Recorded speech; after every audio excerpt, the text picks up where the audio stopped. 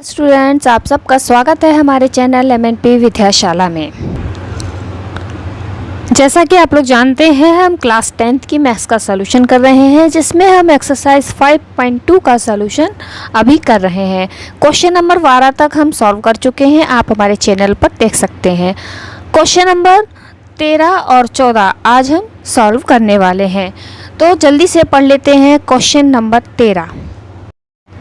13 कह रहा है 3 अंकों वाली कितनी संख्याएं 7 से विभाज्य हैं।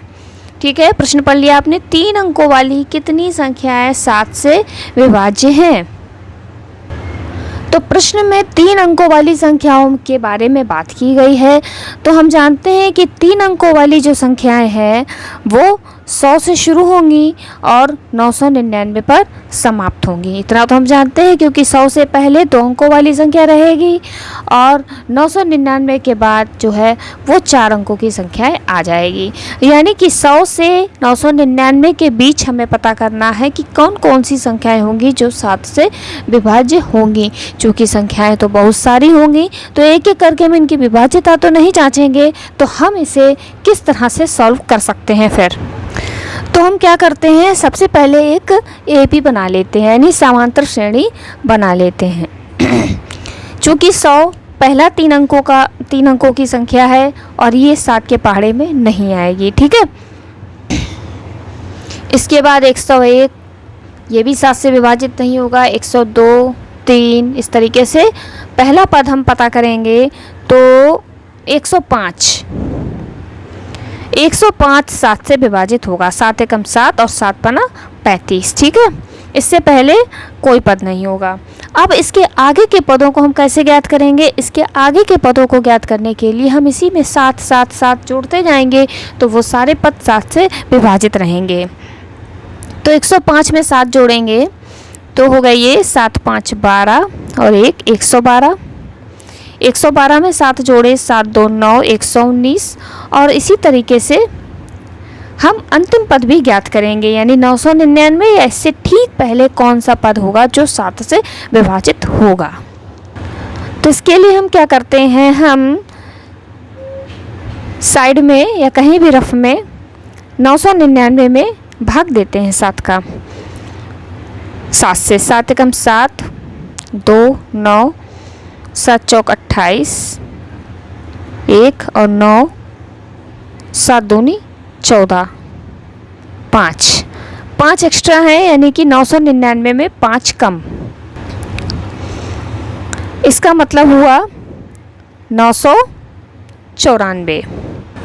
तो इस तरीके से हमने अंतिम पद भी ज्ञात कर लिया। 994 आखिरी संख्या रहेगी 3 अंकों की जो 7 से विभाजित रहेगी। ठीक है, पहला, दूसरा, तीसरा, इस तरीके से हम कितने भी पता कर सकते थे। और अंत वाला श्रेणी में सामान्यतः हमें इतनी ही ज़रूरत होती है।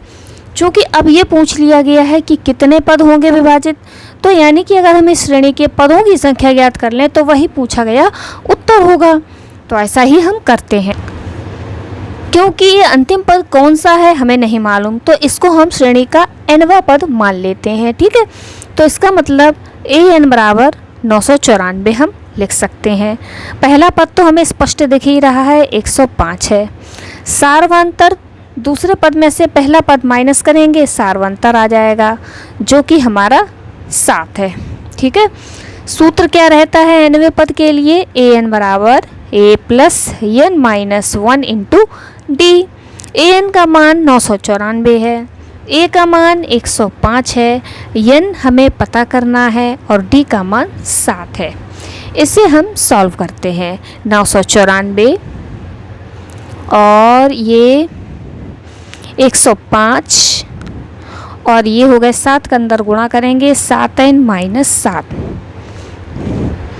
994 बराबर 105 में 7 माइनस होंगे तो ये आएंगे 98 प्लस 7n।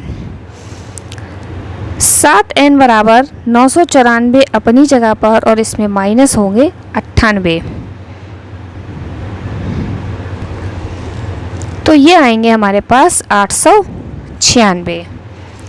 n बराबर 896 बटे 7, कैंसिल करते हैं इसको। 7 एकम 7, 1 बचा, 7 दूनी 14, 15, 16, 17, 18, 19, 5, 7, 8, 56, 128, यानी कि 128 संख्याएं होंगी 3 अंकों वाली जो 7 से विभाजित हो जाएंगी। यही इस प्रश्न का उत्तर है। उत्तर में हम लिखेंगे कि 3 अंकों वाली 128 संख्याएं 7 से विभाजित होंगी। प्रश्न संख्या 14, 10 और 250 के बीच में 4 के कितने गुणज हैं? ठीक प्रश्न 13 की तरह ही है, उसमें 7 से विभाज्यता के विषय में पूछा गया था और इसमें ये बताना है कि 10 और 250 के बीच 4 के कितने गुणज होंगे। ठीक है, तो सबसे पहले हम एक एपी बनाते हैं जैसा कि हमने क्वेश्चन नंबर 13 में किया था, सेम प्रोसेस करना है।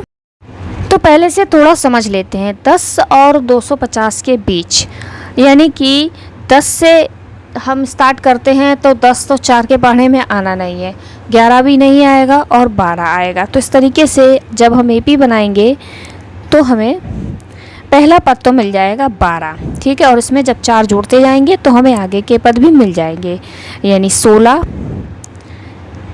20 इस तरीके से और आगे। और हमें अंतिम पद याद करना होगा। ये कह रहे हैं 250 तक, ठीक है। 250 को अगर हम देखते हैं तो वो 4 से विभाज्य नहीं है, तो आसान रहेगा कि हम भाग करके देख लें।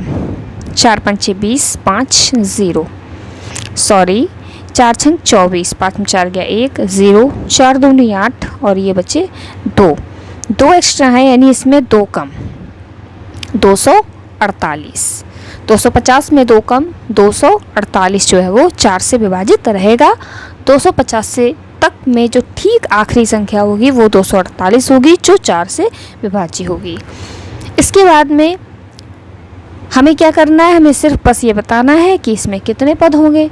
पदों की संख्या ज्ञात करनी है। आखिरी पद 248 से है और हमें ये नहीं पता कौन सा पद है, ये इसका कौन सा नंबर है, ये कौन से नंबर पे आता है।